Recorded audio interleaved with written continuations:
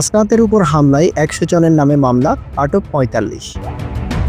জাতীয় নাগরিক পার্টির মুখ্য সংগঠক হাসনাত আবদুল্লাহর উপর হামলার ঘটনায় ১০০ জনের নাম উল্লেখ করে অজ্ঞাত পরিচয়ে আর বেশ কয়েকজনকে আসামি করা হয়েছে।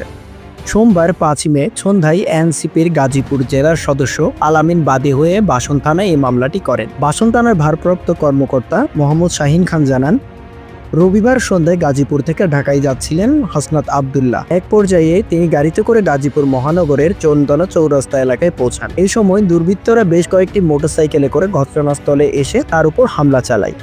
হামলাকারীরা তার গাড়ির গতিরোধ করে ইটপাটকেল ছুড়ে গাড়ির কাচ ভাঙচুর করে। এতে হাসনাত আবদুল্লাহ ডান হাত জখম হয়। এই মামলায় ১০০ জনের নাম উল্লেখ করে আরও অজ্ঞাত পরিচয়ে আসামি করা হয়েছে। এই ঘটনার পর অভিযান চালিয়ে ৪৫ জনকে আটক করেছে গাজীপুর মেট্রোপলিটন পুলিশ। সত্য এবং সঠিক সংবাদ সবার আগে পেতে বাংলা নিউজ 360 চ্যানেলটি সাবস্ক্রাইব করুন।